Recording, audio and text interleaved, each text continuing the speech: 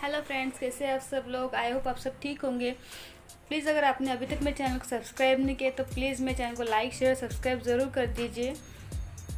दोस्तों, आज हम जानेंगे एक ज़मींदार और उसके कटियार की कहानी। सेठ गिरधारी लाल कालीवन गांव का ज़मींदार था। उसके पास ढेर सारे खेत थे जिन पर काम करने के लिए उसने बहुत से मजदूरों को बहाल कर रखा था। वह कंजूस था, लेकिन धन जमा करने वाला। सामान्य कंजूस नहीं, बल्कि धन खर्च करते समय उसे कंजूसी से खर्च करने में बड़ा मज़ा आता था। वह मजदूरों को पूरी मजदूरी नहीं देता था या किसी बहाने से दूसरे दिन पर टाल देता था। बेचारे गरीब मजदूर इसलिए चुपचाप रह जाते थे कि कहीं और उन्हें शायद काम न मिले। चालाक सेठ किसी शुभ दिन या त्योहार के इंतजार करता और उस दिन मजदूरों को बुलाकर उनकी मजदूरी का केवल एक ही हिस्सा देता था। वह भी इसीलिए देता था कि ताकि मजदूर उसे गाली गलौज न दे। मजदूर बेचारे इसीलिए चुपचाप थोड़ा सा खुश हो जाते और यह सोचते कि कम से कम एक दिन तो उन्हें भरपेट खाना मिलेगा, और यह आशा लगाए रहते कि एक दिन सेठ उनका सारा बकाया तो चुकाएंगा ही।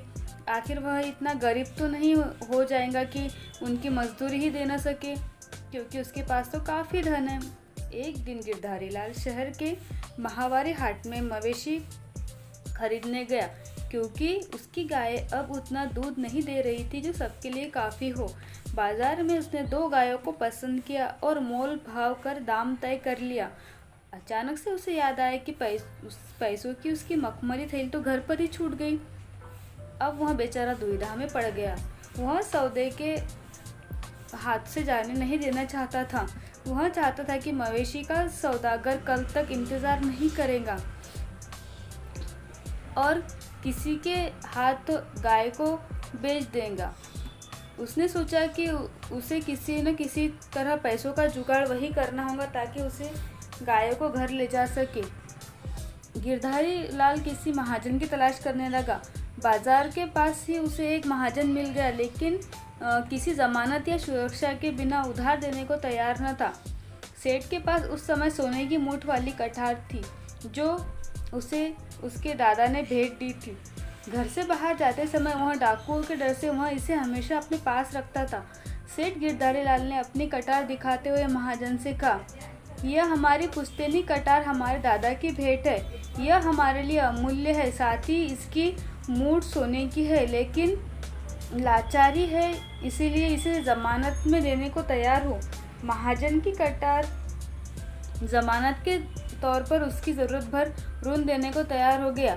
गिरधारी लाल ऋण लेकर और कुछ दिनों में ऋण लौटाकर वापस ले जाने का वादा करके बाजार चला गया और उन गायों को खरीदकर उन्हें एक युवक की सहायता से अपने गांव ले गया। गिरधारी लाल कई सप्ताह बल्कि कई महीनों तक महाजन को ऋण चुकाने नहीं गया। महाजन धीरज के साथ इंतज़ार करता रहा और सोचता रहा कि सोने की मूठ वाली कटार को क्या करे। क्या उसे बेचकर सूद के साथ ऋण का पैसा वसूल कर ले? लेकिन महाजन से कटार कौन लेगा? उल्टा कोई देख लेगा तो जितने लोग उतनी तरह तरह की बातें बनाएंगे और उसकी प्रतिष्ठा में धूल में मिल जाएंगी। इसीलिए वह चुपचाप रहा और उसने ज़मींदार के पास अपने नौकर को भेजने का निश्चय किया। जब नौकर ज़मींदार के घर गया तो वह घर पर नहीं था, तो नौकर वापस चला गया। कुछ दिन बाद उसे फिर ज़मींदार के पास भेजा, किंतु इस बार भी वह ज़मींदार से मिल नहीं पाया, क्योंकि यह बीमार होने के वजह के कारण सो रहा था। ज़मींदार के नौकरों ने महाजन के नौकरों को वापस भेज दिया। महाजन इस आशा से ज़मींदार मेरे नौकर के जाने का संदेश पाकर ऋण लौटाने के लिए स्वयं आ जाएगा। कुछ दिनों तक धैर्यपूर्वक सब सहता रहा। उसके बाद निराश होकर उसने एक योजना बनाई। जब अगली बार नाई सुखराम उसके बाल काटने आया तब उसने उसे सारी कहानी बता दी और साथ में यह भी कहा कि उसकी कटार कहीं गायब हो गई है। अच्छा यही होगा कि जमींदार ऋण वापस कर अपनी कटार लेने ना आ जाए।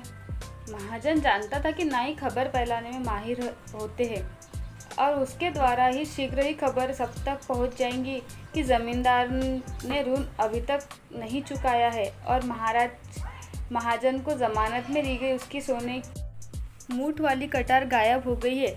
सचमुच हुआ भी ऐसा ही। यह खबर आसपास के गांव में सब जगह फैल गई।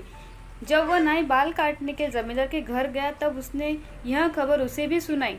गिरधारी लाल को अब तक इस बात पर शर्म महसूस नहीं हुई थी कि उसने महाजन का ऋण नहीं चुकाया, क्योंकि इस रहस्य को उसके अलावा कोई नहीं जानता था। लेकिन अब उसने अनुमान लगाया कि बहुत से ग्रामीणों को उसके ऋण के बारे में पता लग गया होगा। इसीलिए उसने अपनी प्रतिष्ठा बचाने के लिए निश्चय किया कि वो महाजन के पास जाकर यह कहेगा कि पैसे वापस लेने हैं तो मेरी कटार लौटा दो। यद्यपि उसे पूरा विश्वास था कि उसका एक भी पैसा खर्च नहीं करना पड़ेगा, क्योंकि कटार खो जाने के कारण महाजन उसे लौटा नहीं सकेगा। फिर भी वह महाजन के पास काफ़ी पैसे लेकर गया। महाजन के घर पर जब जमींदार को यह बताया गया कि उसकी कटार चोरी हो गई है तो उसने खूब हल्ला मचाया। किसे विश्वास होगा कि महाजन जमानत के लिए कटार रखेगा? उसने ऊंची आवाज़ में चिल्लाते हुए कहा। उसने सावधानीपूर्वक सोने के दस्ते की चर्चा नहीं की। भला महाजन के घर से कटार कौन चुराएगा? और वह भी जोर से चिल्लाया। जमींदार भीड़ इकट्ठा करने के लिए महाजन का मजाक उड़ाते हुए ठठाकर हंसने लगा।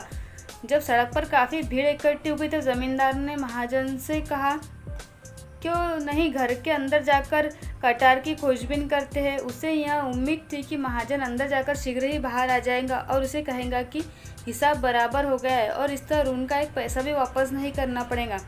महाजन दबते सहमते अंदर गया और बहुत देर तक बाहर नहीं आया।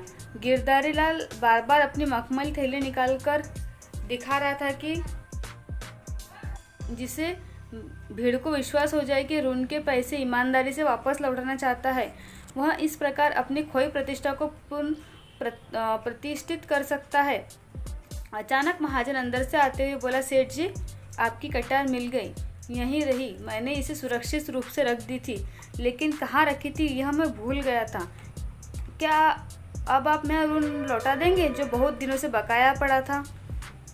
उसने भीड़ को सुनाते हुए आखिरी शब्दों पर जोर देते हुए कहा। गिरधारी लाल को लाचार होकर उस समय ऋण के सारे पैसे का भुगतान करना पड़े। लोगों ने देखा कि वह ऋण चुकाने के बाद सिर नीचे किए जाने लगा। भीड़ के लोग छीछी कर रहे थे, लेकिन उसने सिर उठाकर किसी को नहीं देखा।